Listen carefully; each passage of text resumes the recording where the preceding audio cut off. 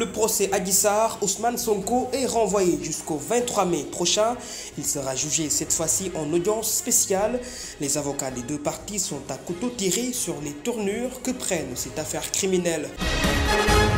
Deux autres décès s'ajoutent au bilan mortel dressé depuis hier lors des affrontements entre manifestants et forces de l'ordre. Ces décès sont notés selon le communiqué du ministère de l'Intérieur à Keur Mbaye Fall et à Néma 2 de Ziguinchor.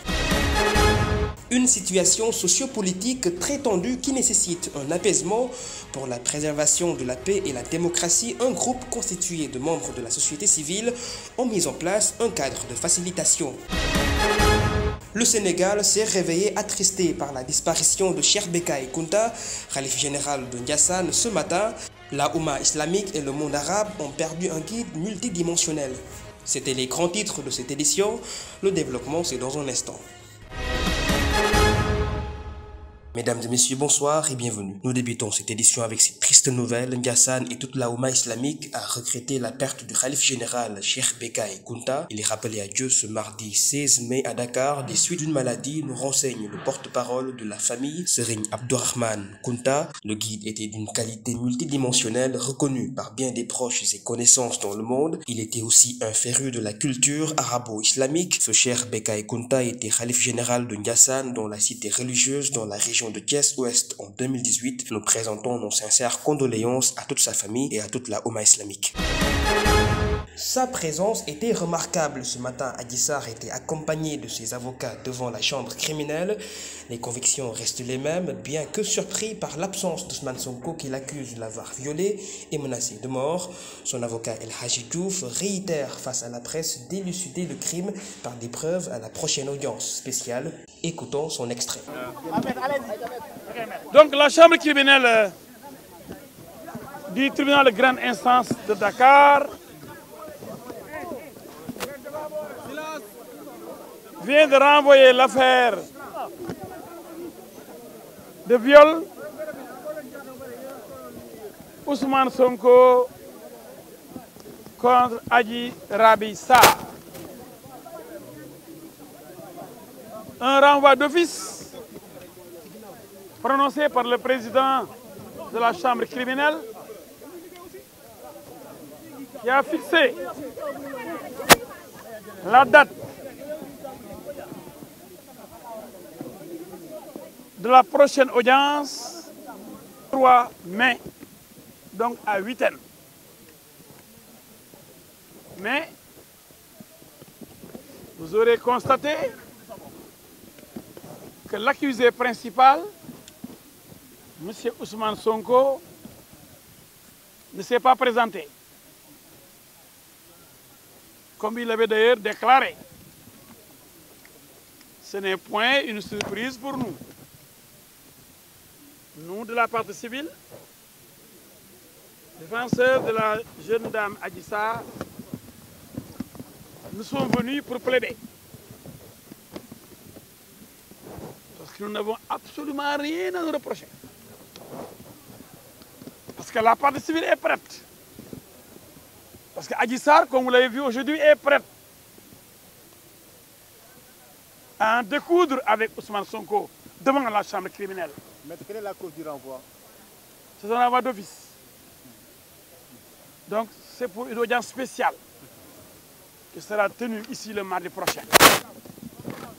Du président de la chambre criminelle qui n'a pas écouté ces arguments, les arguments de l'autre camp, et de façon souveraine, usant de son impérium, les juges ont renvoyé l'affaire au 23 mai, le mardi prochain, en audience spéciale. Le procès était inopportun selon les avocats d'Ousmane Sonko car ni une convocation du greffe auprès de leurs clients ni l'assurance sécuritaire n'ont été constatées, suivant les explications de maître Youssoufa Kamara. Le dossier a été appelé par le juge de la chambre criminelle. Le juge a renvoyé d'office pour le motif tiré du fait que hier, Ndeye Khady Ndiaye a été entendu sur son identité.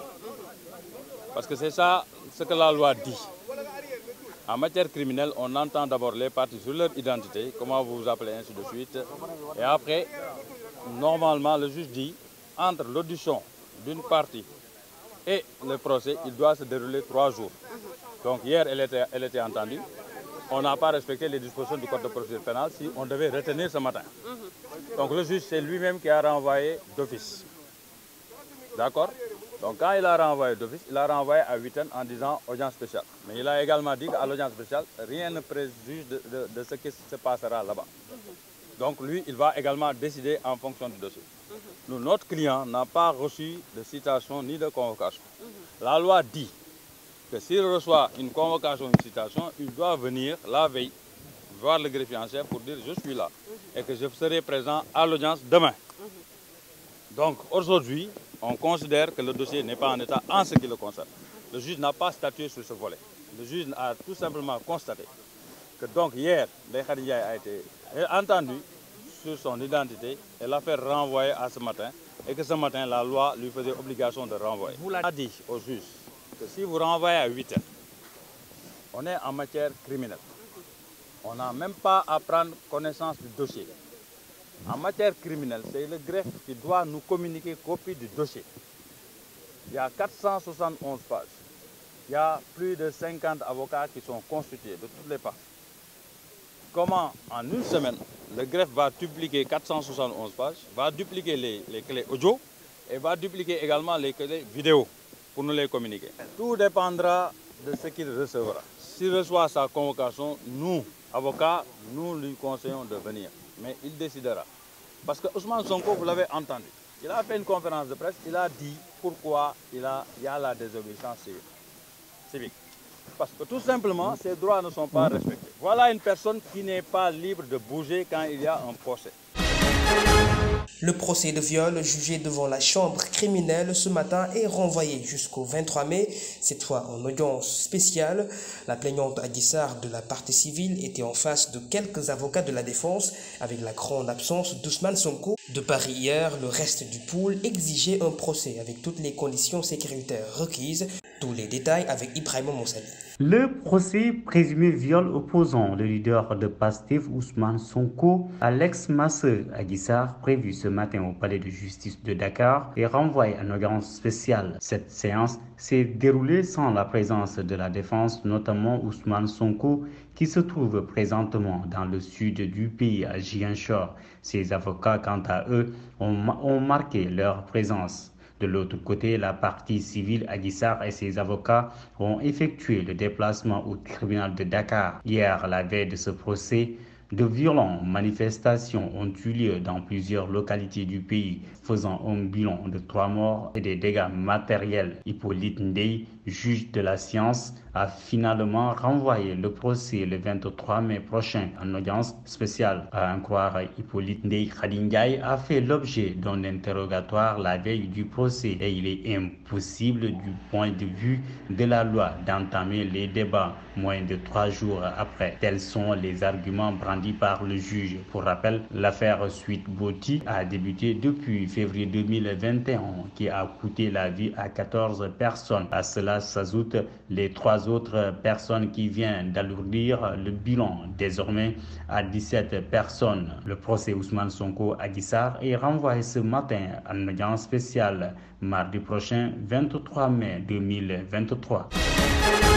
Parlons de cette actualité de ce mardi. Des partisans d'Ousmane Sonko ont manifesté ce matin à Sédhiou.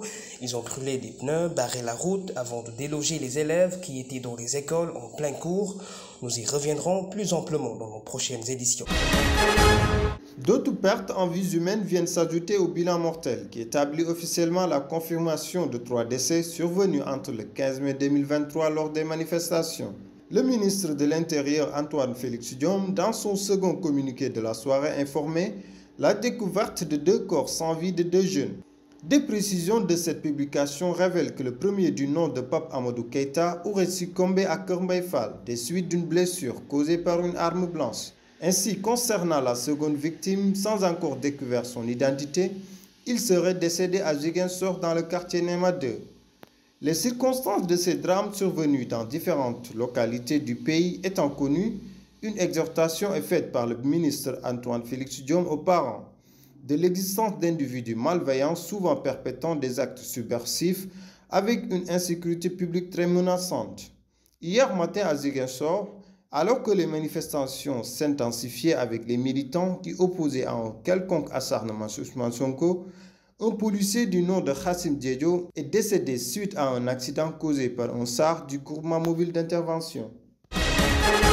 Je l'évoquais dans les grands titres, c'est une veillée nocturne de feux, d'incendies, de tirs, de grenades lacrymogènes et de jets de pierre que la population dakaroise a vécu dans la stupeur. Hier, dans la soirée, la colère des manifestants s'en est pris au bus de Dakar Demdik de Keur Massar. Comme vous le voyez sur ces images, les véhicules constitués d'épaves et d'autres en dépannage se trouvant dans le dépôt situé dans la cité Mtoa ont été tous ravagés par les incendies. Une situation qu'a déploré la direction qui l'a associée dans un communiqué. Elle condamne avec fermeté ces actes qu'elle considère sans équivoque comme du vandalisme et l'a appelé à plus de conscience et à la protection des biens de la communauté. La société de transport urbain, interurbain et transfrontalière emploie en son sein près de 20 000 employés, un véritable nid de création d'emplois. Hier lundi, la journée d'avant-procès était émaillée de violences, de véritables scènes de confrontation entre militants d'Ousmane Sonko et forces de l'ordre à Ziguinchor, première zone lanceur d'alerte. Dans le territoire sénégalais, des heurts sporadiques ont été notés avec des dégâts matériels énormes aux conséquences très lourdes. Pour les patriotes africains du Sénégal, pour le travail, l'éthique et la fraternité, la résistance se poursuit au nom de leur leader Ousmane Sonko.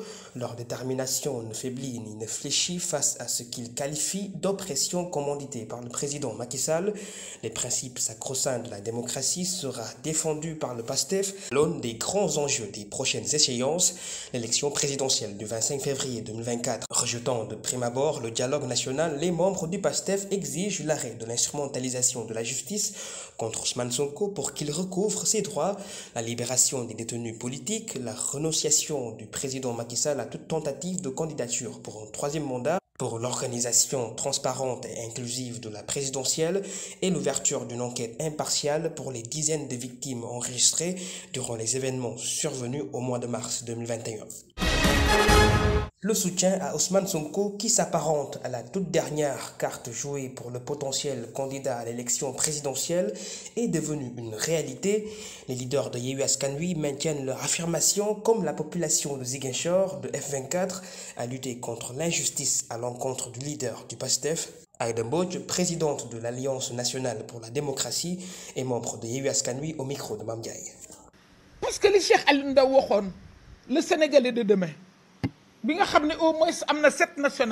Vous vous souvenez les paroles de Cheikh Aliou Ndao lorsqu'il prédisait que le Sénégal de demain, au moins avec 9 nationalités, cette ethnie, nous pouvons dire que c'est Ousmane Sonko. Il est parti de nulle part, Sonko est venu dans sa famille, là où se trouve son bureau à côté de ses frères. À partir de ce moment, je crois qu'il n'y a pas de quoi à dire.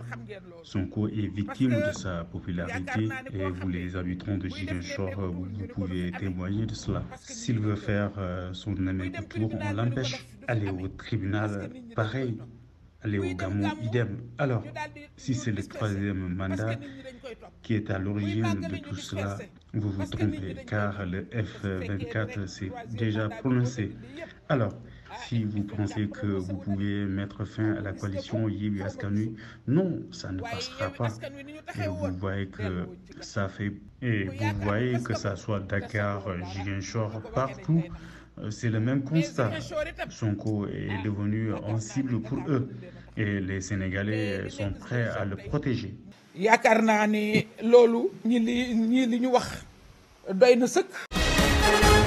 Cet appel d'Aïda Mbodj est la vision commune de toute l'opposition réunie, rejetant fermement tout acte à nuire à la liberté et à l'image de leur camarade Ousmane Sonko, aujourd'hui en procès pour viol sur Adji Sarr. Le mot d'ordre est le même, la défense des intérêts partagés au nom de la liberté démocratique. Malick Gakou, président du Grand Parti et membre de Yewwi Askan Wi. dañu bokk moom gis-gis dañu bokk moom xel dañu bokk moom yaakaar bi nga xam ne nii.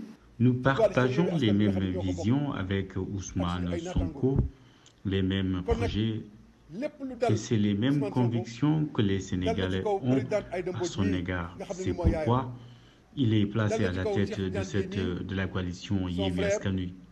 Donc, si Sonko est aujourd'hui dans des difficultés, forcément, nous autres frères de la coalition Yewwi Askan Wi, F24 et tous les citoyens sénégalais épris de justice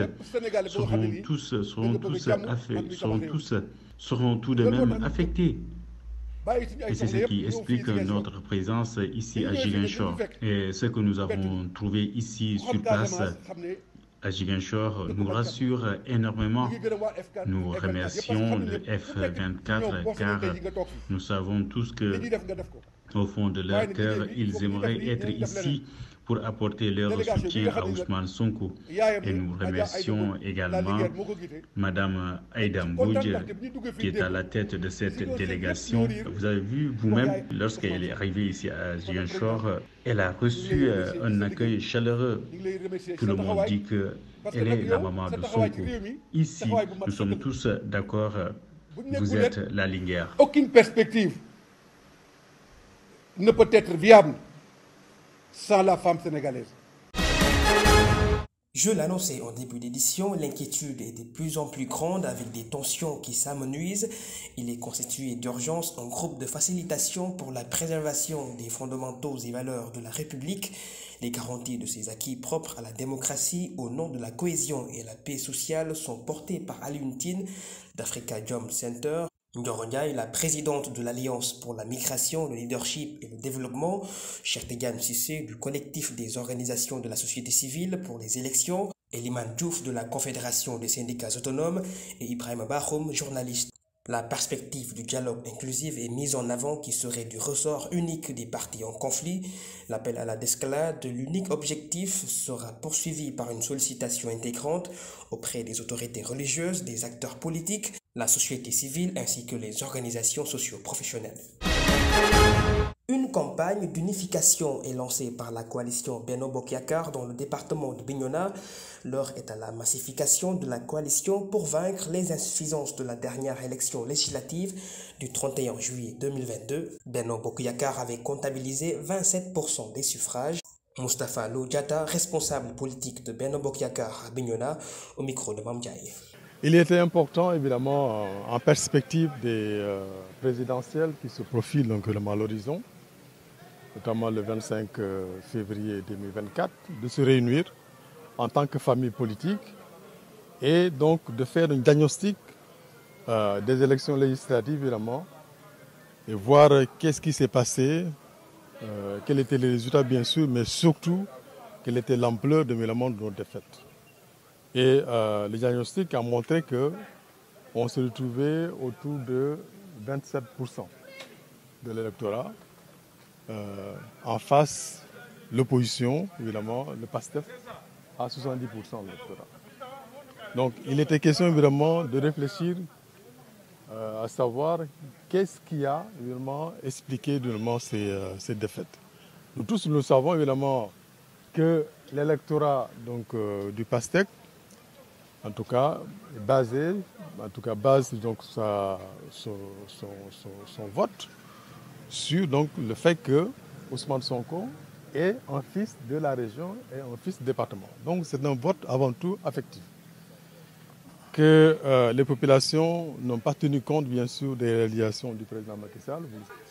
À partir de cet instant, nous devrions donc vraiment revoir nos stratégies pour donc évidemment renverser la tendance, évidemment, pour l'élection de 2024.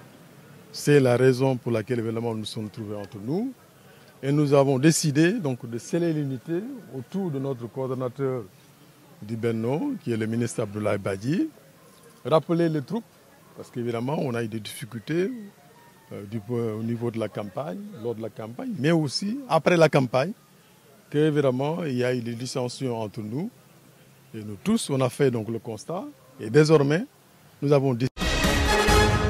Achevons ce journal avec la page sport. Avec 36 points, l'équipe d'Agel de Rufisque obtient la première place dans le classement de la Ligue 2. La 21e journée du championnat national pourtant n'a pas été favorable car enregistrant un nul vierge, 0 but partout contre Walidane ce samedi. Le scénario se répète avec son dauphin l'US Ouakam avec 35 points face à Diamono de Fatick qui se contentera de 34 points. Oslo continue librement son chemin avec 33 points après une large victoire contre HLM qui a été battu 2-0. La lanterne rouge Port, même avec un match nul 0 but partout, a laissé l'avantage au 5e du classement Amitié FC qui a fini avec 29 points. Le 6e Jess FC avec 28 points plus 3 a concédé le point du nul. Niambour qui est à la 9e place et le 12e Mbour Petite Côte se sont quittés sur un score de parité, 1 but partout. Le 10e du classement du championnat revient à Duc qui a battu Kermajor qui s'enfonce dans la zone rouge au 13e rang. C'est la fin de ce journal, merci de l'avoir suivi, je vous souhaite de passer une excellente soirée.